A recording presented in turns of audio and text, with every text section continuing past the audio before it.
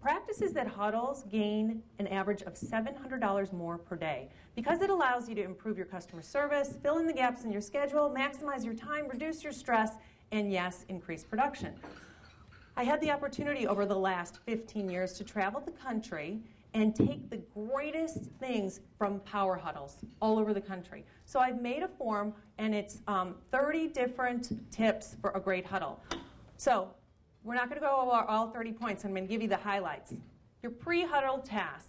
Before you have your huddle, and a healthy huddle should be about 15 to 20 minutes. 20 minutes really depending on the size of your team. But you want to have your receptionist or one dedicated person checking your answering machine. Why? You want to see who has canceled.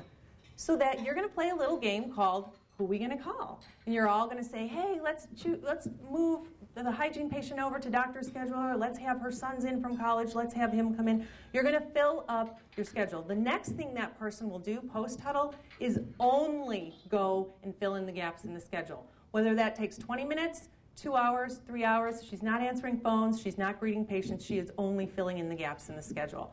A great way to get your team really strong with huddles is to switch off who's going to be the leader of your huddle.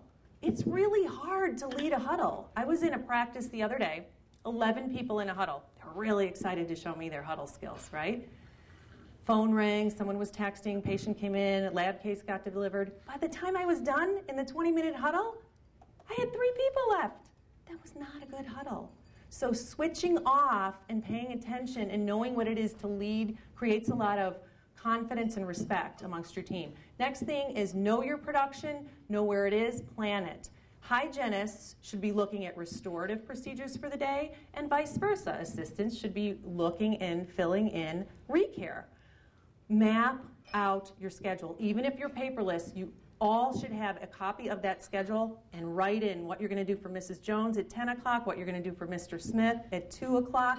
I can't remember what I had for breakfast in the morning. There's no way I'm going to remember what to do for a patient at 2 o'clock in the afternoon. So it just provides better customer service and more completeness and competency in care if you're writing these things down. Now, far too often, a huddle can turn into a gripe session. What we did wrong and what didn't go right and what patients complained about. So I call those red dots. I want to announce when I'm going to have a little red dot, a little situation, right? Now, I want to start my huddle and I want to end my huddle on a polka dot. And what that means is maybe I'm going to play rock music when we start the huddle. Certainly when we leave it, because I want to leave in the ultimate state of mind.